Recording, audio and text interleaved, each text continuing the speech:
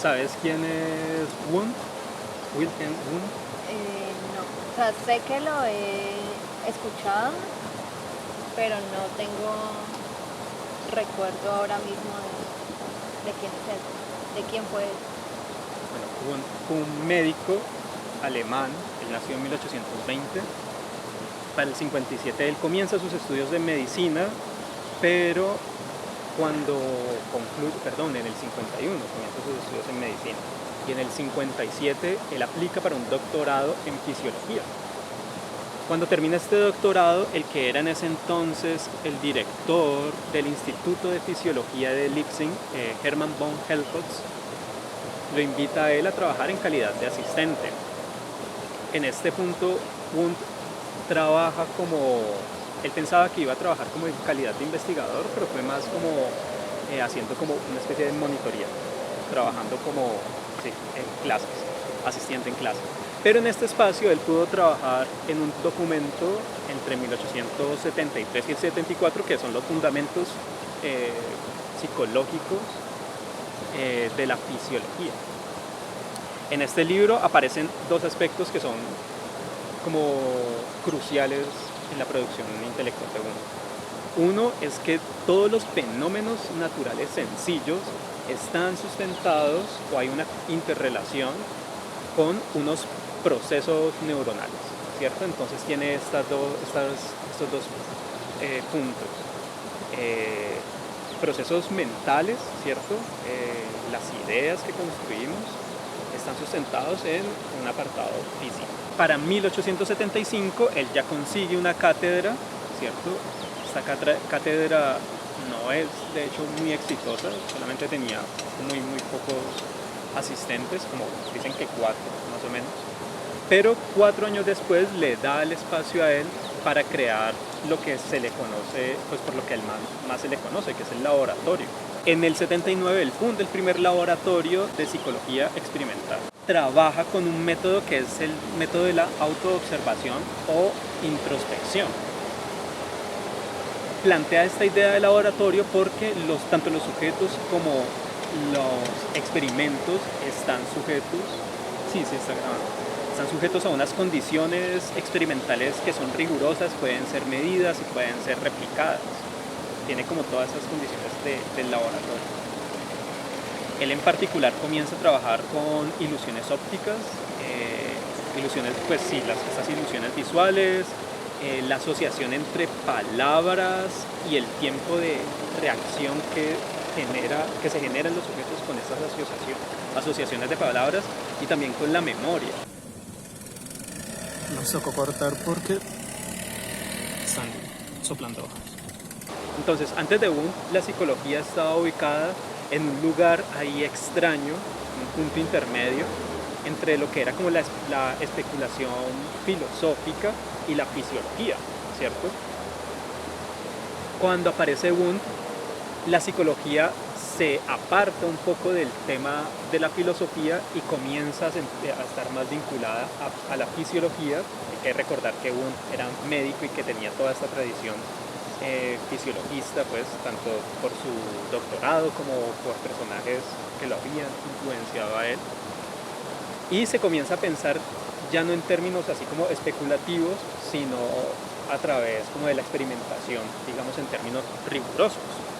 Entonces, este momento en el que se funda el laboratorio, digamos que se toma históricamente como un punto de ruptura, ¿cierto? En el que la psicología ya puede comenzarse a considerar como una ciencia, ¿cierto? Se aparta un poco de este plano como de lo especulativo. Desde luego también es cierto que aún se le reconoce mucho por este aspecto en particular. Siempre que se habla de Wundt se piensa en esto del laboratorio, sin embargo las aportaciones que él tiene no se reducen únicamente a este aspecto. Entonces, Wundt lo que propone en este laboratorio es este método de introspección, ¿cierto? O el de una autoobservación rigurosa. Entonces, ¿qué es lo que pasaba? Los sujetos que hacían parte de este experimento tenían que estar en cierta forma como muy bien entrenados en esa capacidad de introspección, ¿cierto? Porque lo que tienen que hacer es verse a sí mismos y luego, de forma retrospectiva, dar cuenta de aquello que han percibido, de aquellas cosas que experimentaron. Esto tiene un montón de críticas, en particular la cuestión de que todos los procesos psicológicos suceden en el tiempo, ¿cierto? O sea, son sincrónicos, el fenómeno psíquico te está pasando y cuando lo analizas de forma diacrónica, lo estás viendo qué fue lo que te pasó, entonces sos otro sujeto en un tiempo diferente exactamente. Entonces esto es, digamos, criticable, pero desde luego hay unos aspectos como, pues, que son muy valiosos. Muy valiosos, que ¿Sí estoy grabando el audio? Sí. ¿Los sujetos eran cualquiera?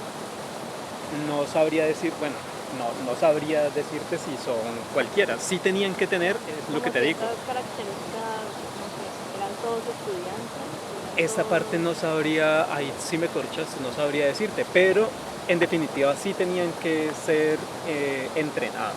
Así que no sé si estaba sometido a un grupo poblacional en particular, pero sí se les tenían que desarrollar las habilidades de introspección. O sea, tenían que ser capaces de ver hacia adentro. ¿Cómo te queda mejor, con esa mano o con la otra? Con ninguna de las dos, preferiría no estarme grabando. Colocarla ahí en medio del arbolito y nos quedamos parados. No, yo quiero mover. A ver, me ubico donde era que estaba. Está bien. Entonces, estos sujetos del laboratorio tenían que estar muy bien entrenados, tenían que realizar un proceso de introspección y luego una retrospección, ¿cierto? Sí.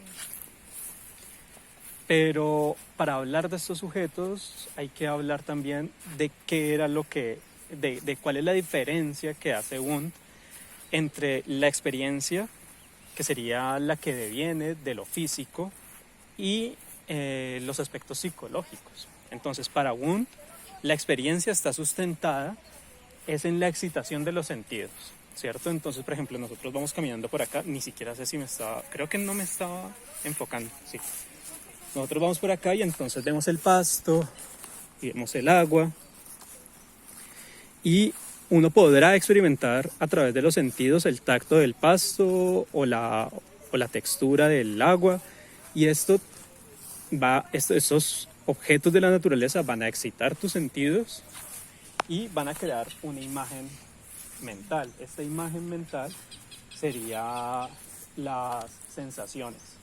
Entonces, los sujetos que están en este experimento lo que tienen que hacer, por ahí van las aves, los sujetos que están en este experimento tenían que ser capaces de hacer un proceso, o sea, una introspección a través de un método riguroso y luego dar cuenta de ello. Una de las críticas que te estaba diciendo ahora, lo que dijimos hace un rato, es que esta introspección, ¿cierto? Y la retrospección que viene después es un proceso diacrónico, no se da de manera sincrónica. Entonces, como vos decías, cuando uno revisa lo que acontece a nivel psíquico, pues uno ya es otro sujeto. Entonces, a través de la investigación de Wundt se desarrolla un estudio de la conciencia. El estudio de cómo a través de la parte física del hombre, de su cuerpo en términos generales, pero específicamente del cerebro, la médula, el sistema nervioso, cómo se reciben estos estímulos e ingresan al cerebro y cómo son percibidos dichos estímulos por la conciencia. O sea, está pasando de este plano de lo de lo físico del cuerpo, que es ese soporte de la fisiología de la que él viene como médico, a cómo esto incide en la conciencia, el carácter subjetivo. 20 años estuvo funcionando este laboratorio, se desarrollaron más de 100 experimentos y esto fue como las bases de lo que se considera ahora la psicología como disciplina. Aspectos como los estudios de las ilusiones ópticas, la percepción, iban a resultar muy útiles en otras escuelas psicológicas como la Felsted, pero en este laboratorio también surgieron aspectos como estudios acerca de valores sociales que luego se utilizaría en la psicología social o la psicología cultural. Ya. Te había dicho que habían unas críticas que tienen que ver con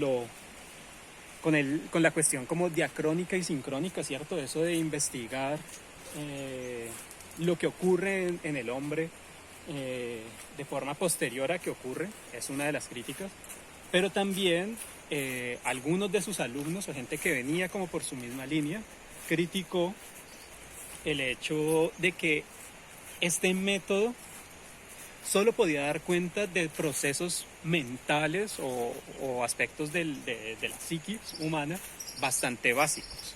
Entonces, cosas como la creatividad, el lenguaje, la religión, todos estos procesos que son meramente psíquicos no se podían explicar a través de este proceso de introspección.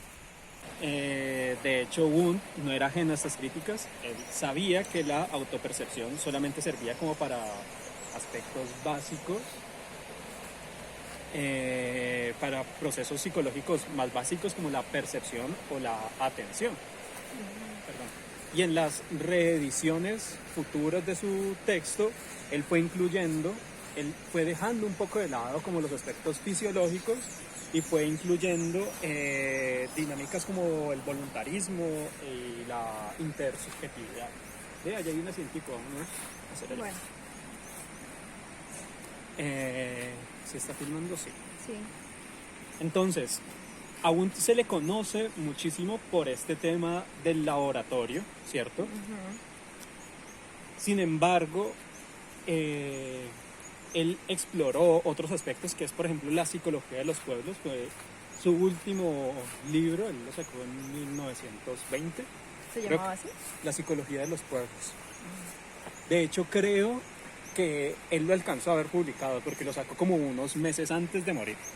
Estábamos hablando del libro La psicología de los pueblos, ¿cierto? De 1920, el último que él escribió. Sí. Yo creo que en cierta forma este libro fue como su respuesta ante esas críticas que se le habían hecho hacía casi 20 años acerca del método de autoobservación, en el que le decían que no se podía explorar a través de este método los aspectos complejos de la psiquis humana. En este estudio, él habla que los procesos superiores como la creatividad, el pensamiento, la religión, todos estos están entretejidos por lo externo. Y esto exigía un método particular de investigación. El método que utiliza es un método de trabajo que es histórico-comparativo.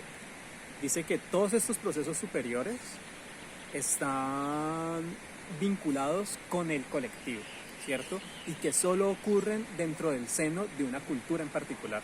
Y en este sentido, uno no puede investigar un aspecto, ¿cierto?, de este entramado cultural si no lo ve específicamente dentro de su contexto. Es decir, que si querés conocer la realidad psíquica que hay detrás de una manifestación religiosa, una moda, una forma de comunicar, tenés que estar dentro del entorno cultural en el que esto ocurre para conocerla. En ese sentido, ¿cómo se dice? Estas actividades, estos procesos superiores, solo se entienden o solo son en la medida en que ocurren dentro de un contexto específico. Estoy repitiendo. Eso se llamaba, ¿cómo?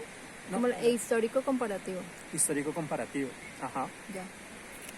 Él dice que los procesos psicológicos complejos son abordados a partir de una interpretación, y esto es interesante porque él está haciendo otra vez lo mismo que hacía como en el modelo.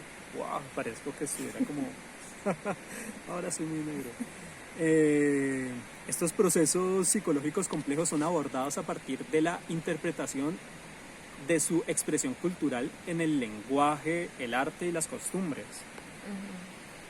los mitos y las creencias. Y eso es interesante porque hace un proceso de lectura, ¿cierto?, de interpretación, que era el mismo que venía haciendo antes, pero que que era el mismo el que venía haciendo antes, pero ya no lo limita como a la cuestión subjetiva, ¿cierto? Ya no son las particularidades del sujeto, sino que conoce a ese sujeto, las cualidades específicas de ese sujeto en su relación con lo externo, con lo cultural. Esto es, digamos que, muy interesante porque obviamente va a ser retomado por Freud en esos procesos de lectura, ¿cierto? De elementos que son culturales pero también son conductuales. Se pueden leer, déjalo así, no importa. Vale. Entonces el legado de Freud no se reduce a esta cuestión del laboratorio, ¿cierto? A estos aspectos rigurosos de orden científico, aunque son por los que más se le conocen, o lo que sería igual a decir, no solamente su legado, no es solamente esta introspección, ¿cierto?, sino que en la psicología de los pueblos también es como otra parte de su legado que es muy importante, que no es tan reconocida y que es retomada por muchos otros autores y que uno la puede encontrar en mayor o menor medida en otras disciplinas, obviamente como la antropología. Uno podría encontrar aquí unas relaciones con el estructuralismo, por ejemplo, y con Lévi-Strauss. No sé si haya una relación directa entre los autores, pero también uno podría sentir que es como un pensamiento que se estaba gestando y que luego iba a hacer eco. ¿Y ya? Vale. Entonces, bueno, eso era Wundt a muy, muy grandes rasgos. Me gustaría saber ahora, después de que te conté, qué es lo que alcanzas a percibir de mi explicación. Si es que te quedó clara, y si no, pues yo te vuelvo a contar. Bueno, yo lo veo como que es un autor que va a hacer como una ruptura, ¿sí? Entre lo que venía haciendo la psicología en ese tiempo, que estaba mucho más ligado a lo filosófico, y pues me imagino, sí, creo, que por él ser médico, pues le va a dar como ese otro, sí, como esa otra mirada, mucho más ligado a lo científico.